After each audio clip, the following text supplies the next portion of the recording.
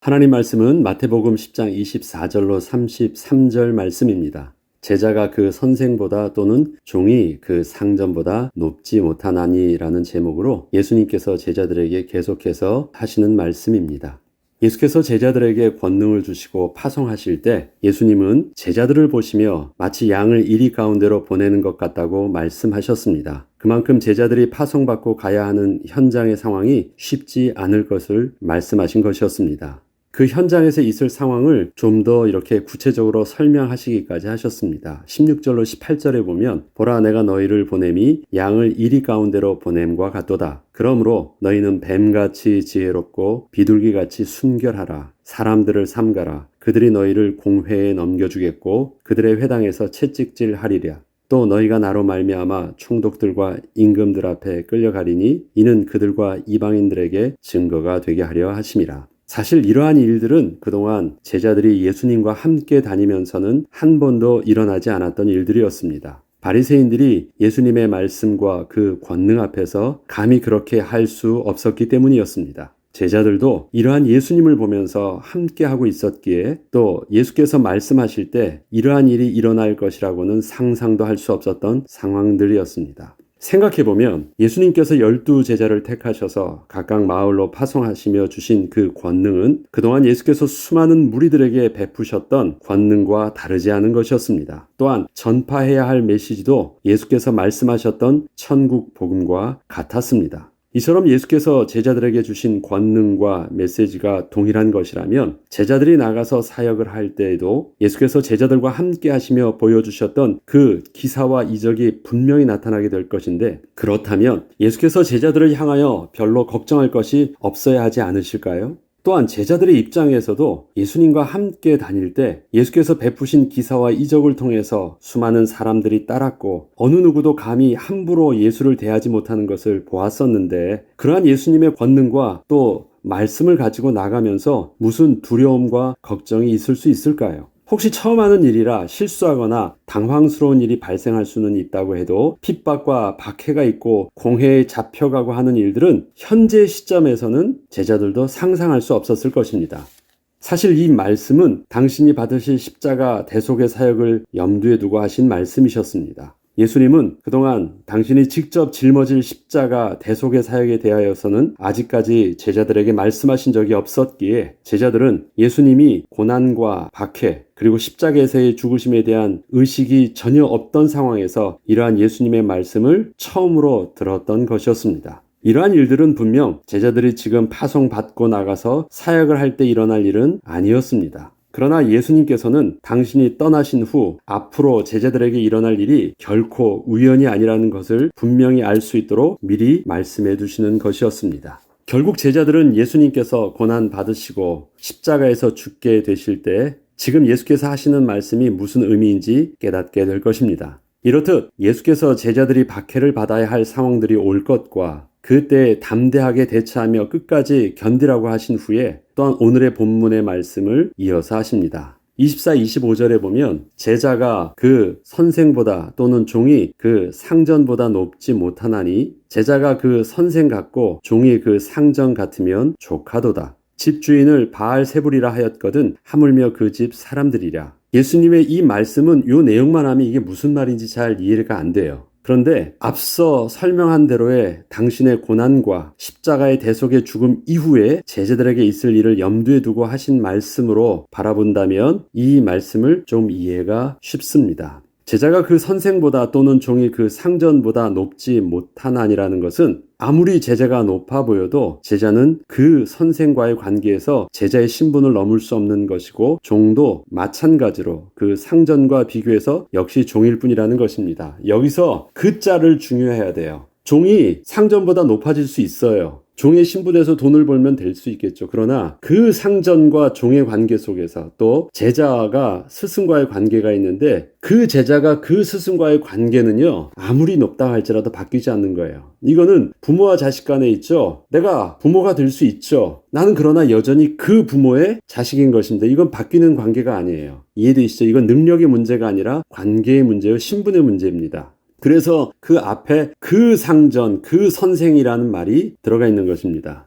이것은 분명 실력을 말하는 것이 아니라 그 선생과 그 제자와의 관계에서 제자의 신분은 결코 바뀌는 법이 없다는 것이고 종과 그 상전의 관계도 마찬가지라는 것입니다. 그리고 이어서 제자가 그 선생 같고 종이 그 상전 같으면 족하도다라는 말씀은 제자가 아무리 스승과 똑같이 역임을 받아도 이는 제자가 그 선생같이 보이는 것일 뿐 결코 그 선생은 아닌 것이기에 그 스승처럼 그리고 그 상전처럼 역임을 받는 것 이상은 아닐 것이다 라는 것입니다. 이걸 좀 더 간단히 설명하자면 족하다라는 것은 그 이상은 될 수 없다라는 것입니다. 그러니까 상전처럼 스승처럼 역임받는다라는 것은 똑같게 되지는 않는다라는 것입니다. 이해되시죠? 역임을 받을 뿐입니다. 너 비슷하구나. 너도 별로 다르지 않네? 그렇지만 역임을 받는 것은 그 스승처럼 그렇게 똑같은 것을 당하지는 않습니다. 또 계속 설명을 드리겠습니다. 그리고 집 주인을 바알세불이라 하였거든 하물며 그 집 사람들이랴 이라는 말씀은 사람들이 예수를 바알세불이라고 하면서 몰아세웠다면 그 집의 종들은 뭐라고 할까 한번 생각을 해보죠. 분명히 나처럼 귀신의 힘을 입어서 그렇게 똑같은 사역을 할 수 있다고 말하지 않을까? 지금 사람들이 예수님이 귀신을 쫓아내는 것을 통해서 이렇게 말하고 있었거든요. 그렇다면 똑같이 제자들이 그렇게 하면 똑같이 그렇게 얘기를 하겠죠. 그러나 나처럼 너희를 바알세불로 여기지는 않을 것이다. 이는 내가 바알세불이기 때문이다 라고 말씀하신 것입니다. 예수님을 바알세불이라고 말하잖아요. 바알세불은 하나예요. 그러면 바알세불의 졸개들처럼 예수님의 제자들도 그 정도로 여기는 것입니다. 이건 뭐냐면 예수님과 제자들의 관계 속에서 제자들이 당하는 고통과 예수님의 당하는 고통이 어떻게 다른가를 말씀하시려는 것입니다. 이처럼 앞으로 제자가 선생과 같은 기사와 이적을 베풀고 선생의 메시지를 선포한다고 해서 예수님의 제자들이 예수는 아니라는 것을 설명해 준 것이었습니다. 이는 사람들은 제자들을 보면서 예수와 똑같은 취급을 해서 박해를 하려 하겠지만 앞으로 제자들이 받을 고난은 예수께서 그리스도로 오셔서 친히 받으신 고난과 같지는 않을 것을 말씀하신 것이었습니다. 예수님의 십자가의 죽으심은 단지 그렇게 고통스러운 형벌을 받으신 것이 아니셨습니다. 그것은 우리 죄를 위한 대속의 죽음이셨기 때문이었습니다. 때문에 제자들이 받을 고난은 대속의 죽음과는 다른 것이었기에 두려워 말라 하신 것이었습니다. 결국 이 말씀들의 의미는 앞으로 예수님이 잡히셔서 박해를 받으시고 십자가에서 죽으신 후 부활하시고 승천하신 후 제자들이 예수의 제자였다는 이유로 사람들에게 박해를 받기 시작할 때 기억나게 하실 것입니다. 그런즉 그들을 두려워하지 말라. 감추인 것이 드러나지 않을 것이 없고 숨은 것이 알려지지 않을 것이 없느니라. 내가 너희에게 어두운 데서 이루는 것을 광명한 데서 말하며 너희가 귓속말로 듣는 것을 집 위에서 전파하라. 몸은 죽여도 영혼은 능히 죽이지 못하는 자들을 두려워하지 말고 오직 몸과 영혼을 능히 지옥에 멸하실 수 있는 이를 두려워하라. 이처럼 그런즉 그들을 두려워하지 말라는 말씀은 앞으로 제자들에게 있을 박해는 예수님 당하셨던 박해와는 다른 것이기에 두려워하지 말라는 것이었습니다. 그리고 예수께서는 십자가에서 죽으신 후 사흘 만에 부활하실 것이었기 때문에 몸은 죽여도 영혼은 능히 죽이지 못하는 자들을 두려워하지 말고 오직 몸과 영혼을 능히 지옥에 멸하실 수 있는 이를 두려워하라는 말씀을 하신 것이었습니다. 앞으로 제자들이 겪게 될 박해는 유대인들이 부활하신 예수를 참된 메시아요 그리스도로 제자들이 전하지 못하도록 하기 위해서 진행될 것입니다. 그러나 예수님은 이렇게 말씀하십니다. 감추인 것이 드러나지 않을 것이 없고 숨은 것이 알려지지 않을 것이 없느니라. 내가 너희에게 어두운 데서 이루는 것을 광명한 데서 말하며 너희가 귓속말로 듣는 것을 집 위에서 전파하라. 복음은 막는다고 막을 수 있는 것이 아니기 때문에 그 때가 되면 지금 이렇게 말했던 것을 모든 사람에게 담대히 전하라고 하신 것입니다. 계속해서 이렇게 말씀하십니다. 참새 2마리가 한 아사리온에 팔리지 않느냐? 그러나 너희 아버지께서 허락하지 아니하시면 그 하나도 땅에 떨어지지 아니하리라. 너희에게는 머리털까지 다 세신 바 되었나니 두려워하지 말라. 너희는 많은 참새보다 귀하니라. 또한 그 다음으로 이렇게 말씀하십니다. 누구든지 사람 앞에서 나를 시인하면 나도 하늘에 계신 내 아버지 앞에서 그를 시인할 것이요 누구든지 사람 앞에서 나를 부인하면 나도 하늘에 계신 내 아버지 앞에서 그를 부인하리라. 예수님의 이 말씀들은 제자들이 앞으로 예수를 부인해야 할 것 같은 상황이 올 것이기 때문에 하신 말씀이셨습니다. 다시 말해서 양이 이리 가운데 서야 되는 상황, 예수로 말미암아 총독들과 임금들 앞에 끌려가는 상황이 올 것이라는 것이었습니다. 이 앞에서 이 말씀을 하셨죠. 그러면 총독들과 임금들 앞에 섰다는 것은 심판을 받는 자리에 섰다는 것을 말합니다. 그렇다면 그 총독들과 임금들은 저들에게 무엇을 묻고 무엇에 대해서 판결을 내릴까요? 너 예수를 믿을래 안 믿을래? 이것을 판결할까요? 아니면 너 예수의 제자가 맞니 안 맞니? 라고 물을까요? 그런데 지금 그것을 시인하는 것으로 말하지 않고요. 예수님께서 말씀하신 것은 이러한 것에 대한 것입니다. 너 예수가 너의 왕이 맞느냐를 묻는 것입니다. 지금 총독들과 임금들에게 문제가 되는 것은 무엇입니까? 내가 왕인데 그를 네가 왕이라고 하니 그가 왕이니 내가 왕이니를 묻는 것입니다.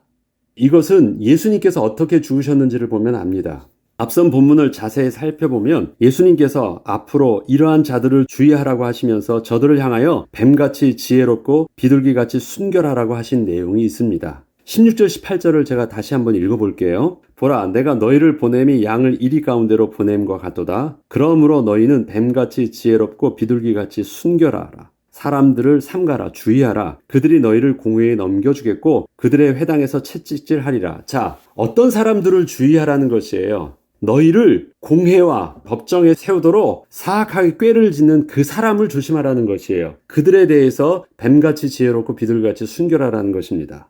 또 너희가 나로 말미암아 총독들과 임금들 앞에 끌려가리니 이는 그들과 이방인들에게 증거가 될 것이다. 자, 이렇게 저들이 결국은 끌고 갑니다. 끌고 가요. 그러면 총독들과 임금들 앞에 서지요. 총독들과 임금들 앞에 섰을 때는 뭐라고 말하냐면요. 그렇게 넘겨주었을 때 너희는 무엇을 말할까 염려하지 말라. 그때 너희에게 할 말을 주시리라. 이때는 염려하지 말래요. 이때 너희가 뱀같이 지혜롭고 비둘기같이 순결하게 대처하라 이런 말씀이 아닙니다. 정확하게 대상이 다릅니다.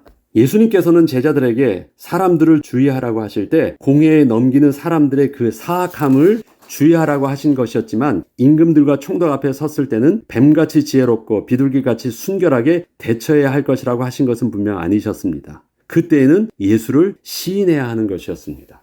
그것에 대해서는 너에게 할 것이 아니라 성령께서 너를 통해서 증언케 하실 것이고 그 다음에 뒤에서 말씀하셨듯이 사람들 앞에서 나를 시인하면 내가 너를 하나님 앞에서 너를 시인할 것이고 나를 부인하면 하나님 앞에서 내가 너를 부인할 것이라 말씀하신 것입니다.